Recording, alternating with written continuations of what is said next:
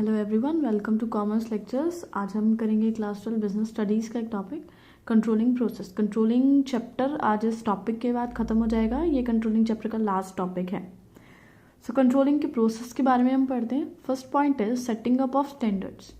Controlling process, सबसे पहले controlling फिर से एक बार बता दूँ क्या चीज़ होती है। जब हम क्या करते हैं, एक्चुअल परफॉर्मेंस और प्लान्ड परफॉर्मेंस को कंपेयर करते हैं। कंपेयर करने के बाद अगर कोई डिफरेंस आता है, उसका रीज़न फाइंड आउट करते हैं और फिर उसे करेक्ट करते हैं। This is controlling. तो कंट्रोलिंग का जो डेफिनेशन है उसी के अंदर ही प्रोसेस है। सबसे पहले क्या बताया मैंने, कंपेयर करना है ना।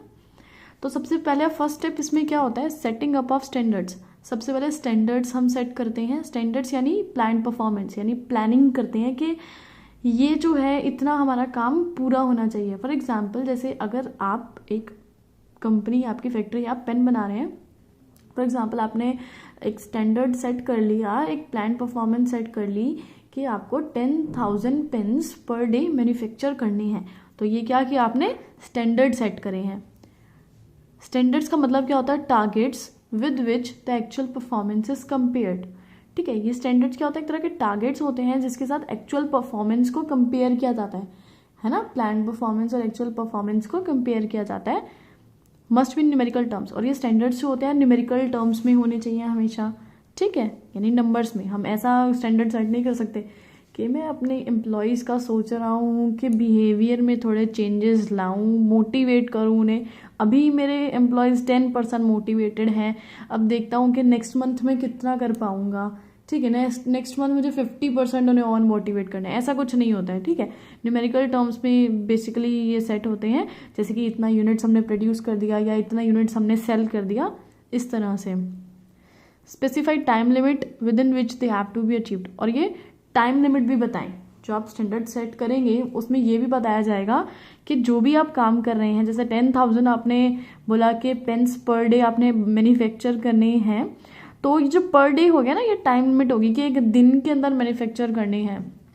टाइम लिमिट इसलिए ज़रूरी है बिकॉज सपोज हमने बोल दिया कि मैं 10,000 पेन्स जो है मैन्युफैक्चर करनी है। अब एम्प्लॉयज़ को क्या पता कि पर डे में करनी है या पर मंथ में करनी है या पर ईयर में कर रहे हैं, वो तो कन्फ्यूज हो जाएंगे ना। वो तो आराम से बैठे रहेंगे, एक साल में करने होंगे शायद, ये सोच के। तो टाइम लिमिट बताना ज़रूरी है। फॉर एग्जाम्पल, आपने स्टैंडर्ड या फिर टारगेट सेट कर दिया कि सेल्स पर मंथ कितनी होनी चाहिए, 1 lakh units. Second point is measuring of performance. आपने सबसे पहले टारगेट अपना सेट कर लिया, उसके बाद परफॉर्मेंस मेजर करेंगे। परफॉर्मेंस मेजरमेंट का मतलब पता है क्या होता है, परफॉर्म जो आपने किया है, जो आपने काम किया उसको मेजर करेंगे कि काम एक्चुअली में किया कितना है। Performance is measured by evaluating the work done by employees. Employees ने एक्चुअली में कितना वर्क किया है। जैसे कि हमने यार टारगेट सेट किया था कि 1 lakh units per month sell करनी है, तो एक्चुअली में उन्होंने सेलिंग कितनी करी है, 1 लाख करी है, 1,20,000 करी है या 80,000 करी है, कितनी करी है, वो एक्चुअली में जो काम किया ना उसको हम मेजर करेंगे यहाँ पे। While measuring it we should keep in mind both qualitative and quantitative aspects. जब हम इसे मेजर करेंगे परफॉर्मेंस को, तो हमें क्वालिटी वाइज भी और क्वांटिटी वाइज भी दोनों चीज़ों को देखना है। ठीक है, अब मैंने क्वांटिटेटिव एस्पेक्ट क्यों बोला, क्योंकि ये हो गया आपका क्वांटिटी यानी 1 लाख यूनिट्स। ठीक है, न्यूमेरिकल टर्म्स में। क्वालिटेटिव मतलब क्वालिटी कैसी है जो पेन बनाए, अच्छी क्वालिटी के बनाए हैं या नहीं बनाए हैं, या बस ऐसे ही बस चलता हुआ काम किया है। ऐसा मैंने क्यों बोला कि हम ये क्वालिटेटिव एस्पेक्ट भी देखेंगे, because sometimes employees achieve quantitative aspect. क्योंकि कभी कभी क्या होता है, 1 लाख का जो टारगेट था क्वांटिटेटिव एस्पेक्ट था, ये न्यूमेरिकल टर्म्स में था, ये तो अचीव कर लिया एम्प्लॉयज ने फटाफट, जैसे तैसे दिन रात में ये बना लिए, बट इग्नोर क्वालिटेटिव एस्पेक्ट। लेकिन उसकी क्वालिटी मेंटेन करना भूल गए। मतलब पेन जो बनाए हैं उसमें प्रॉपर, जैसे सफाई से नहीं बनाए, हम ऐसा कुछ भी बोल सकते हैं, प्रॉपर क्वालिटी नहीं है, या फिर उसके जो प्लास्टिक है वो अच्छी क्वालिटी का नहीं है, प्रॉपर जितनी थिकनेस वगैरह करनी चाहिए वो सब नहीं किया उन्होंने। तो अगर क्वालिटी नहीं होगी तो इसका मतलब क्या होगा, ये क्या चीज़ इंडिकेट करेगा कि लो स्टैंडर्ड ऑफ क्वालिटी आपका प्रोडक्ट का। तो क्वांटिटेटिव के साथ साथ क्वालिटेटिव एस्पेक्ट भी बहुत ज़रूरी है। अभी आया थर्ड पॉइंट। तो सबसे पहले हमने प्लान परफॉर्मेंस तैयार करी, फिर एक्चुअल परफॉर्मेंस को मेजर किया कि कितनी हुई है। अभी दोनों को, यानी फर्स्ट पॉइंट जो आपका था और सेकंड पॉइंट जो था, उन दोनों को कंपेयर करेंगे। यानी फर्स्ट में क्या था, प्लान परफॉर्मेंस, और सेकंड में क्या थी आपकी एक्चुअल परफॉर्मेंस। उन दोनों को अब क्या करेंगे, कंपेयर करेंगे। तो कंपेयर किसको करना है, actual performance with plan performance. ये स्टैंडर्ड आप कुछ भी बोल लो। बहुत मैच कर रहे हैं, जैसा आपने सोचा था काम बिल्कुल वैसा हुआ है, कंट्रोलिंग वहीं खत्म हो जाएगी, बिल्कुल टेंशन ही नहीं, क्योंकि काम जैसा हो रहा है, जैसा सोचा था बिल्कुल वैसा हो रहा है। डेविएशन है, कोई मिसमैच है, जैसा सोचा था कि 1 लाख यूनिट सेल करनी है बट एक्चुअली में नहीं हुई इतनी, तो क्या होगा, manager tries to find out that reason. Manager क्या करेगा, रीजन जानने की कोशिश करेगा कि भाई ऐसा हुआ क्यों, जो हमने प्लान किया था उसके अकॉर्डिंग काम क्यों नहीं हुआ, वो जो डिफरेंस आया है क्यों आया है, so that manager can take timely action to bring it on track, ताकि सब कुछ जो है ट्रैक पर आ जाए, अकॉर्डिंग टू प्लान आ जाए। Fourth point is analysing deviation. अभी इसमें डेविएशन हमने ढूंढे थे, डेविएशन यानी कुछ मिसमैच होना या कुछ डिफरेंस होना, ये डेविएशन जो हमने ढूंढा थर्ड स्टेप में, उसको इसमें एनालाइज किया जाएगा। एनालाइज का इधर क्या मतलब है डेविएशन को, all the deviations are analyse and divided into 2 categories. इसको एनालाइज करके 2 कैटेगरी में डिवाइड किया जाएगा। कैसे, एक है माइनर डेविएशन, बहुत छोटा सा डेविएशन जो इग्नोर किया जा सकता है, कैन बी इग्नोर्ड, ठीक है, और एक क्रिटिकल डेविएशन जिसपे ध्यान देना बहुत ज़्यादा जरूरी है, बहुत ज़्यादा इंपॉर्टेंट है, विच कांट बी इग्नोर्ड। ऐसे 2 कैटेगरीज में इसको जो हम डिवाइड कर देंगे। इसको अभी ब्रीफ में, मैं और इसे बड़ा करके समझाती हूँ। यहाँ पे इसको डेविएशंस को एनालाइज करने के 2 अप्रोचेस हैं। First one is critical point control. ये पॉइंट क्या कहता है कि फोकस ऑन की एरियाज, जो आपके की एरियाज हैं, बहुत इंपॉर्टेंट एरियाज है, सारा फोकस उन पे रखा जाता है, which have impact on whole organisation, जिससे क्या होगा, अगर उनमें कोई डिफरेंस आएगा या डेविएशन आएगा ना, तो पूरी ऑर्गेनाइजेशन पर असर पड़ेगा। इसलिए हम सारा फोकस उन पे करते हैं जो की एरियाज होते हैं। अंडर दिस अप्रोच, इस अप्रोच में क्या किया जाता है, the deviations which are of critical nature are focused immediately. जो डेविएशन बहुत ज़्यादा क्रिटिकल नेचर के होते हैं, ठीक है, उन पे जल्दी से जल्दी फोकस किया जाता है। यहाँ पे मैंने एग्जाम्पल दे रखा है, जैसे कि प्रोडक्शन कॉस्ट आपकी इंक्रीज हो गई है ₹5 पर यूनिट, आपकी इतनी इंक्रीज होगी प्रोडक्शन कॉस्ट, ठीक है, और यहाँ पे एक और चीज इंक्रीज हो रही है, दोनों एक चीज सपोज साथ में इंक्रीज हो रही है, पोस्टल कॉस्ट इंक्रीज हो गई है ₹10। तो जो पोस्टल कॉस्ट है हम उस पर ध्यान नहीं देंगे, उसे इग्नोर कर देंगे। इसका रीजन, इनकट रेयरली, बहुत कभी कभी होती है ये कॉस्ट, है ना, managers have no control over it, managers का कोई कंट्रोल नहीं है इसमें, कॉस्ट पड़ी है तो देना तो पड़ेगा ही भाई, है ना, तो इसको जो है इग्नोर कर दिया जाएगा इसमें। अब आया प्रोडक्शन कॉस्ट। प्रोडक्शन कॉस्ट इसको हम इग्नोर नहीं कर सकते हैं, जो कि ₹5 पर यूनिट बढ़ गई है। Need to focus urgently, focus की बहुत जरूरत है। क्यों मैंने ऐसा बोला कि जरूरत है, because manager try to find out reason because it will affect the profit of organisation. अगर हम इस पे फोकस नहीं करेंगे तो क्या होगा, प्रॉफिट पर डायरेक्ट असर पड़ेगा, पूरी ऑर्गेनाइजेशन पर असर पड़ेगा। लेकिन इस पे एक बारी के लिए इसको इग्नोर कर सकते हैं, कोई बात नहीं, बहुत छोटा सा मैटर है ये, लेकिन ये जो है काफी क्रिटिकल मैटर है। अगर इसको इग्नोर किया जाएगा तो हमें पूरी ऑर्गेनाइजेशन को प्रॉब्लम होगी। आपके इस अप्रोच का सेकंड पॉइंट है मैनेजमेंट बाय एक्सेप्शन। अब ये क्या बोलता है, in this approach minor deviations are ignored beyond a specific limit. एक ना स्पेसिफिक लिमिट तय कर दी जाती है कि इस लिमिट तक अगर डेविएशन है तो हम सह लेंगे जैसे तैसे करके, कोई बात नहीं, इग्नोर कर देंगे। बट अगर इस लिमिट से बाहर है तो सहन नहीं किया जाएगा, तो उसको पूरा छानबीन की जाएगी। फॉर एग्जाम्पल, हम स्टार्टिंग में हमने जैसे डिसाइड किया था कि 10,000 पर डे पेन्स मैन्युफैक्चर होने चाहिए, लेकिन 10,000 से जैसे कि 25-30 पेन कम हो गए, तो कोई बात नहीं, इग्नोर कर देते हैं, क्या फर्क पड़ता है ना। तो ऐसे छोटी छोटी चीज़ों को इसमें इग्नोर कर दिया जाता है एक स्पेसिफिक लिमिट तक। आप एक लिमिट डिसाइड कर लेते हैं कि इस लिमिट तक हम इसे इग्नोर कर देंगे।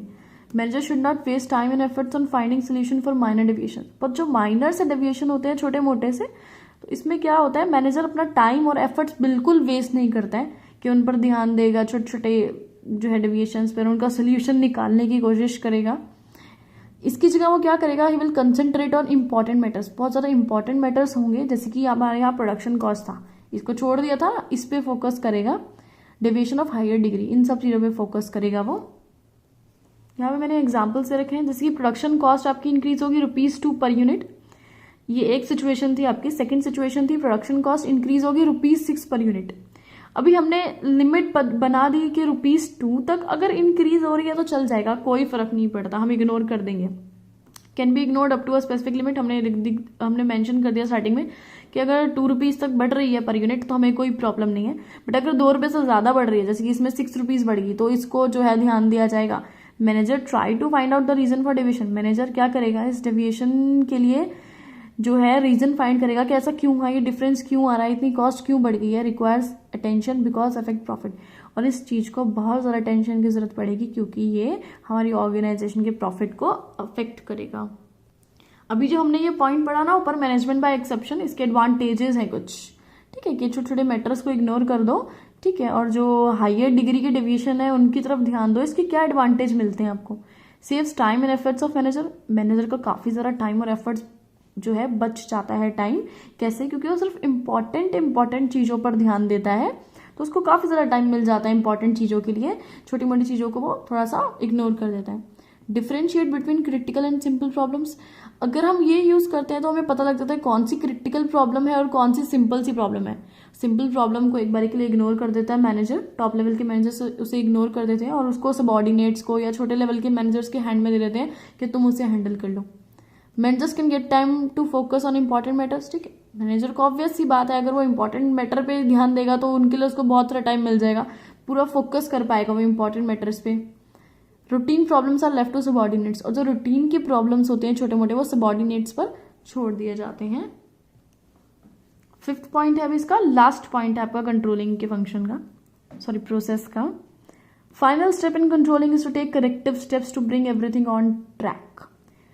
सो लास्ट स्टेप आपका क्या है? जो भी आपने कंपेयर करने का डेविएशन आया था ना, उसके लिए जो डिफरेंस आया था, वो रीजन जो था, उसके लिए करेक्टिव स्टेप्स उठाएंगे, यानी उसको करेक्ट करने के लिए स्टेप उठाएंगे ताकि सब कुछ ट्रैक पे आ जाए। ट्रैक पे आने का मतलब क्या है? अकॉर्डिंग टू प्लान चले सब कुछ, यानी स्टार्टिंग में जो फर्स्ट स्टेप में हमने प्लान परफॉर्मेंस बनाई थी ना, तो हमारी जो एक्चुअल परफॉर्मेंस है वो प्लान परफॉर्मेंस के बराबर आ जाए, इस स्टेप में वो किया जाता है। When deviations are minor, suppose minor सा डेविएशन है, ज्यादा डिफरेंस नहीं आ रहा है, विद इन एक्सेप्टेबल लिमिट्स, हम इनमें से कुछ भी यूज कर सकते हैं, या माइनर डेविएशन बोल सकते हैं या विद इन एक्सेप्टेबल लिमिट्स, यानी ऐसी लिमिट जो हम एक्सेप्ट कर सकते हैं, जैसे कि अपने पीछे बोला था ना कि ₹2 तक हम सहन कर सकते हैं, ठीक है, उतनी कॉस्ट हम बियर कर सकते हैं, कोई प्रॉब्लम नहीं है, तो वो हो गया एक्सेप्ट कर सकते हैं, एक्सेप्टेबल लिमिट्स, उन्हें इग्नोर कर दिया जाता है। डेविएशन जब बहुत ज़्यादा इंपॉर्टेंट एरियाज में होते हैं या फिर दे गो बियॉन्ड एक्सेप्टेबल लिमिट, या तो बहुत ज़्यादा इंपॉर्टेंट और क्रिटिकल एरिया में होते हैं, या हमारी एक्सेप्टेबल लिमिट, जो लिमिट हम एक्सेप्ट कर रहे हैं उससे ऊपर पहुंच जाए, जैसे कि ₹2 से अगर ऊपर इंक्रीज होती है कॉस्ट, तो हम क्या करेंगे? नीड इमीडिएट मैनेजरियल अटेंशन, हम जो है बिल्कुल एकदम अर्जेंटली उस पर फोकस करेंगे, सारा टेंशन उस प्रॉब्लम को दे देंगे, so that they do not occur in future again, ताकि फ्यूचर में वो दोबारा से प्रॉब्लम ना आ जाए। आगे इसमें है टेकिंग करेक्टिव मेजर्स में इन्वॉल्व, किस टाइप के हम करेक्टिव स्टेप्स उठा सकते हैं, वो मैंने इधर 2 मेंशन करे हैं आपको, वैसे बहुत सारे हैं, आप कुछ भी लिख सकते हैं अपनी मर्जी से। रीडिजाइन प्लान्स एंड स्ट्रैटेजीज, जैसे कि प्लान्स दोबारा बना लो, स्ट्रैटेजीज दोबारा बना दो, लेकिन कब बनाओगे? If they are not matching with business environment, अगर बिजनेस एनवायरमेंट के अकॉर्डिंग वो नहीं मिल रहे हैं, दोबारा बना दो प्लान, कोई बात नहीं, चेंज कर दो plan. Send employees for training, आप एम्प्लॉयज को जैसे ट्रेनिंग के लिए भेज सकते हो, लेकिन कब? अगर उनकी परफॉर्मेंस जो है इनएफिशिएंट है, वो अच्छे से परफॉर्म नहीं कर पा रहे हैं, सही से उनको काम नहीं आता, तो ट्रेनिंग पर भेज दो। तो ये एक करेक्टिव स्टेप आपने उठाया प्रॉब्लम को सॉल्व करने के लिए। तो इसी के साथ हमारा चैप्टर ही पूरा खत्म हो गया है।